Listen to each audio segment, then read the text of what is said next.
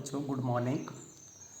आप सबका इकोनॉमिक्स की क्लास में स्वागत। इकोनॉमिक्स +2 की क्लास में ये इस लेसन के ऊपर मेरा तीसरा वीडियो लेक्चर है। इसके पहले वाले भी आप दोनों वीडियो लेक्चर देख लेना है। आज पहले मैं इंग्लिश में पढ़ाऊँगा, उसके बाद हिंदी, क्योंकि बीच बीच में जब भी इंग्लिश हिंदी शुरू होती है तो डिस्टर्बेंस दोनों टाइप के बच्चों के लिए होती है, चाहे वो इंग्लिश मीडियम के हैं चाहे वो हिंदी मीडियम के हैं। Equilibrium level of income and output in Keynesian framework, जो हमारा केंजियन दृष्टिकोण है उसके अंदर आय और उत्पाद के हमने संतुलन स्तर का हमने निर्धारण करना है। अप्रोच कौन सी लगानी है, एएस और एडी। सबसे पहले हमने एएस कर्व ड्रॉ करना है, उसके बाद एडी कर्व ड्रॉ करना है, उन दोनों को एक जगह प्लॉट करना है और उसके बाद हमने इक्विलिब्रियम लेवल निकालना है किसका, इनकम एंड आउटपुट। अब आपने ध्यानपूर्वक सुनना है, ठीक है, बहुत आसान क्वेश्चन है। According to the Keynesian framework also the equilibrium of income and output and employment can be explain with the help of 2 approaches. हमारे केंजियन दृष्टिकोण, इन केंजियन जो फ्रेमवर्क है, in Keynesian framework the equilibrium of income output and employment, इनके बीच में का जो equilibrium that can be explain with the help of 2 approaches. 2 approaches हम लगा रहे हैं। What are 2 approaches? AS and AD and SI approach. Aggregate supply aggregate demand approach, S and I approach, saving and investment approach. ठीक है, आज हम जो करने जा रहे हैं ए एस और ए डी अप्रोच ही लगाएंगे। ठीक है, बहुत आसान क्वेश्चन है ये। A S function in Keynesian framework, Keynesian framework के अंदर ए एस फंक्शन कैसे होता है, ये कैसे आपका फंक्शन काम करता है। According to the Keynesian A S is the function of, यहाँ पे केंजियन के अंदर क्या है कि जो हमारा ए एस है that is the function of Y या that is the function of employment. In Keynesian A S is the function of employment. जो हमारी एग्रीगेट सप्लाई है वो किसका फंक्शन होती है, एम्प्लॉयमेंट। एम्प्लॉयमेंट जैसे बढ़ती है, as the employment increases income also increases. ये दोनों ही इंक्रीज करती है। जैसे जैसे आपको पता है किसी भी अर्थव्यवस्था के अंदर हम एम्प्लॉयमेंट को इंक्रीज करते हैं, income that also increases and they increases in same proportions. के अंदर वो एक ही प्रोपोर्शन के अंदर इंक्रीज करती है, एम्प्लॉयमेंट और इनकम दोनों इंक्रीज करती है but in the same proportion. इसका मतलब क्या है, therefore Y is equal to A S. Y और ए एस दोनों इक्वल रहते हैं। Y stands for income, A S stands for aggregate supply, दोनों इक्वल रहते हैं। Is a straight line beginning from, ये एक स्ट्रेट लाइन को बनाते हैं और ये स्ट्रेट लाइन कहाँ से बिगिन होती है आपको पता है, beginning from the origins, forming the angle of 45 degree. ये एंगल कितने का बना देती है, 45 डिग्री का बना देती है। It means at every point of, हर पॉइंट के ऊपर Y is equal to A S.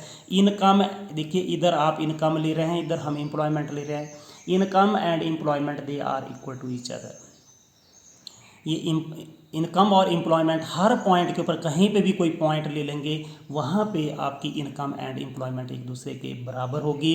अब देखिए हम 2 पॉइंट ले रहे हैं एट पॉइंट जी पॉइंट के ऊपर हमारा एम्प्लॉयमेंट इधर ले रहे हैं, इनकम को इधर ले रहे हैं। तो एम्प्लॉयमेंट कितनी है आपको पता है, ओ एल है, जैसे ये लिखा हुआ है, और हमारी जो इनकम है वो कितनी है, जी एल है। दोनों ही इक्वल लग रही है आपको, देखिए, क्योंकि 45 डिग्री का जब भी कोण बनता है तो आपका बेस और परपेंडिकुलर एक दूसरे के बराबर होते हैं। अब एक पॉइंट एच पॉइंट के ऊपर क्या है, एच पॉइंट के ऊपर आपकी एम्प्लॉयमेंट कितनी है, वो L1 है, and your income your income नहीं, income that is equal to HL1, और हमारी इनकम कितनी है, HL1। It means her point के ऊपर ये जो हमारा जो पॉइंट आ रहा है Y is equal to A S, एक हमारा ये एक स्ट्रेट लाइन है which is forming the angle of 45 degree with the origin, एक स्ट्रेट लाइन है। It means every point, at every point of this line income and employment they are equal to each others. हमने सिर्फ 2 points लिए, जी and L, और दोनों points के ऊपर हमने देखा कि ये पॉइंट्स के हर पॉइंट्स के इन दोनों पॉइंट्स के ऊपर क्या है, आपकी इनकम एंड एम्प्लॉयमेंट, जो भी आपका एक्स कोऑर्डिनेट और वाई कोऑर्डिनेट बराबर होते हैं। एम्प्लॉयमेंट यहाँ पे एक्स कोऑर्डिनेट कौन सा है, एम्प्लॉयमेंट है, और वाई कोऑर्डिनेट कौन सा है, इनकम। ये दोनों ही एक दूसरे के बराबर होते हैं। ठीक है, ए डी, अब उसके बाद हम A D function in Keynesian framework. अब केंजियन फ्रेमवर्क के अंदर हम एडी फंक्शन की बात करेंगे। एडी होता है एग्रीगेट डिमांड, और aggregate demand that is the sum of consumption expenditure and investment expenditure. AD क्या है, that is the aggregate demand and C is the consumption expenditure. AD aggregate demand और मैंने ये बोला this is the sum of consumption demand and investment demand जो है। अब figure के अंदर आपको पता होना चाहिए, या फिगर के अंदर हम क्या करते हैं, फिगर के अंदर हमने पीछे पढ़ा है कि इन्वेस्टमेंट फंक्शंस को कैसे ड्रा करते हैं, कंजप्शन फंक्शन को कैसे ड्रा करते हैं, ठीक है। तो इन figure I that is the investment function, this is autonomous investment function, this is the investment which is made by the government to increase the aggregate demand in the economy, ठीक है। इसलिए ये straight line आती है, ये आपने पीछे वाला वीडियो लेक्चर जरूर देखना है।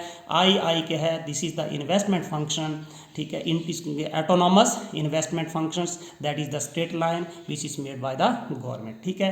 और जैसे जैसे आप यहाँ पे देखिए सीसी क्या है, this is the consumption function, यहाँ पे सीसी आपका कंजप्शन फंक्शन है, यहाँ पे एग्रीगेट डिमांड है। किसी भी इनकम आय को हम बोल सकते हैं, किसी भी अर्थव्यवस्था की जब भी हमारी इनकम इंक्रीज करती है, किसी भी अर्थव्यवस्था की आय जब बढ़ती है तो हमारा कंजप्शन का लेवल बढ़ता है।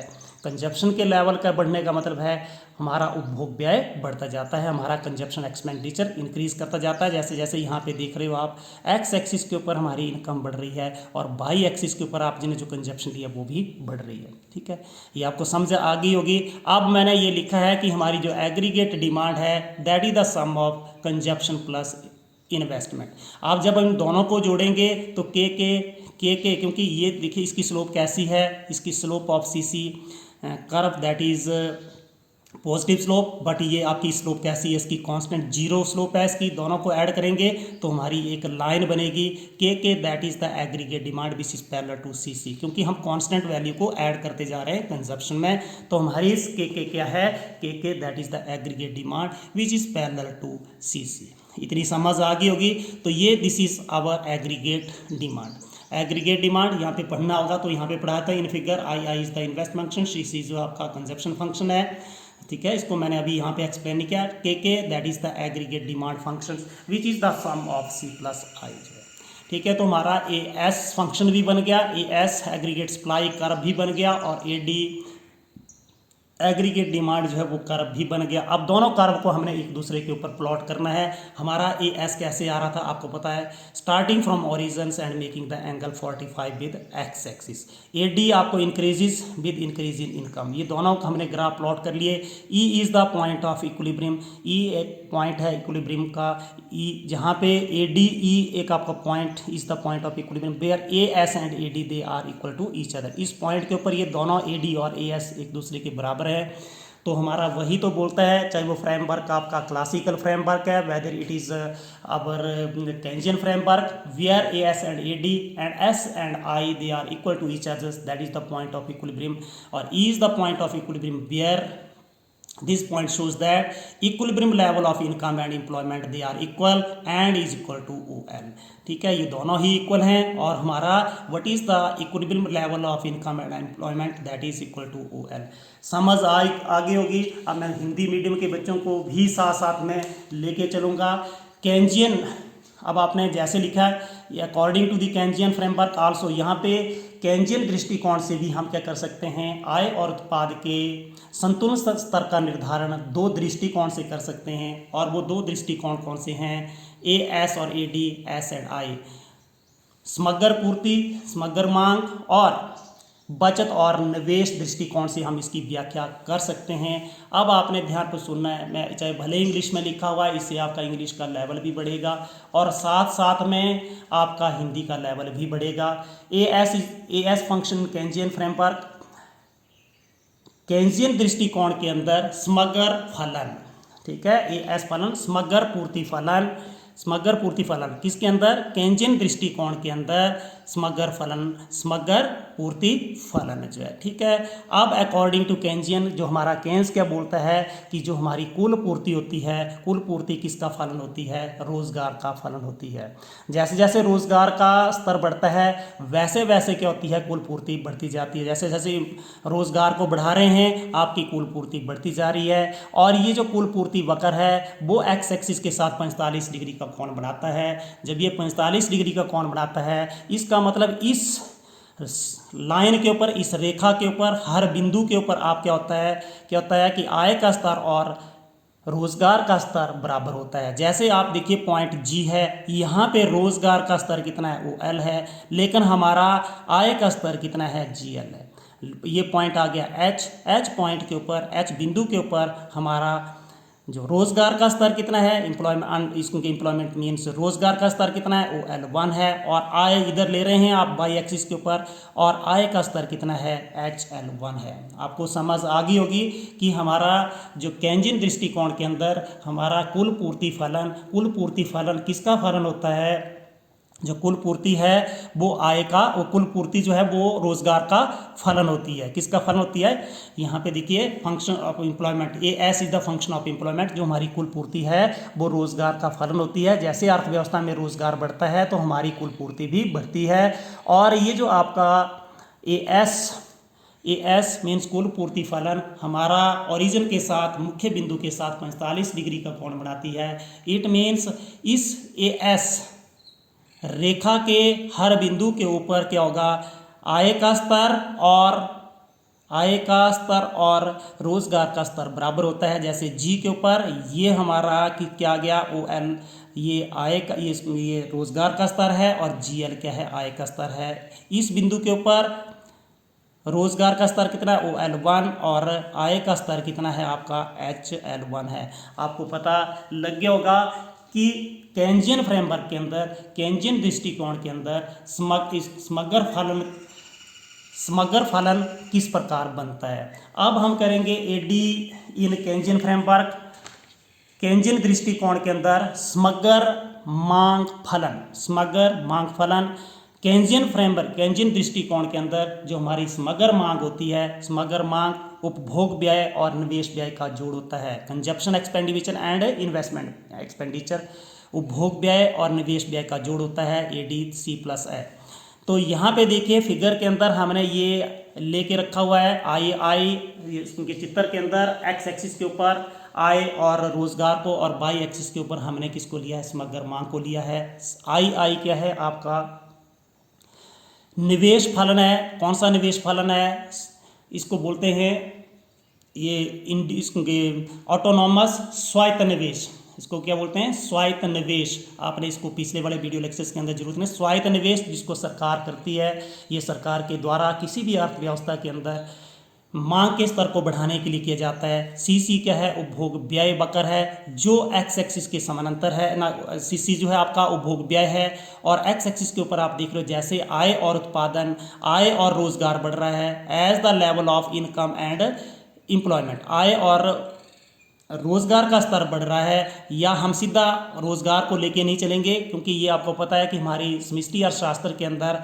आय, रोजगार और उत्पाद के अंदर कोई भी अंतर नहीं होता। जैसे जैसे हमारा आय का स्तर बढ़ रहा है, आपको पता है किसी भी अर्थव्यवस्था के अंदर आय का स्तर बढ़ता है तो हमारा उपभोग व्यय का स्तर भी बढ़ता है। ठीक है, जब हम दोनों को जोड़ रहे हैं तो एडी क्या है, समग्र मांग बकर है, जो किसका जोड़ है, उपभोग व्यय और निवेश व्यय का जोड़ है। आपका ये बन गया होगा, ये एडी या केंजियन दृष्टिकोण के अंदर ये क्या है, एडी क्या है आपका, समग्र मांग बकर है, समग्र मांग बकर है। अब हम दोनों को वो कर रहे हैं, determination of income and employment equilibrium, AS and AD approach.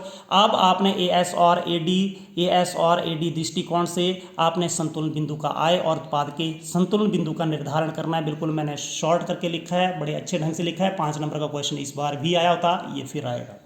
ठीक है, एएस बकर हमने बना लिया, कुल पूर्ति बकर की जो ढलान एज कुल पूर्ति जो फलन है, कुल पूर्ति जो है, कुल एग्रीगेट सप्लाई, कुल पूर्ति फलन ऐसे बनता है, एग्रीगेट डिमांड ये ऐसे बनती है। अब आपने लिखना है कि चित्र के अंदर एक्स एक्सिस के ऊपर आय और रोजगार को दर्शाया गया है, वो वाई एक्सिस के ऊपर समग्र मांग को दर्शाया गया है। ई एस कुल पूर्ति बकर है, ई डी क्या है आपका कुल मांग बकर है, ई क्या है आपका संतुलन बिंदु है। ये बिंदु क्या दर्शाता है कि ए बिंदु के ऊपर A S is equal to A D, समग्र पूर्ति और समग्र मांग एक दूसरे के बराबर हैं, और इस बिंदु पर क्या है आपका आय और रोजगार का संतुलन स्तर किसके बराबर है, ओ एल के बराबर है। आपने निकालना क्या था, आय determination of income and employment equilibrium AS and AD approach.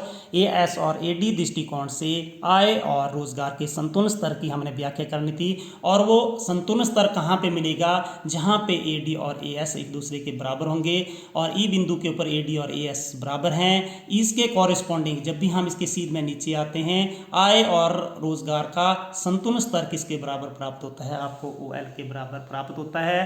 Perhaps आपको ये वीडियो समझ आ गई होगी, समझ आई होगी तो आपने लाइक शेयर और सब्सक्राइब जरूर करना है। Thank you, have a nice day.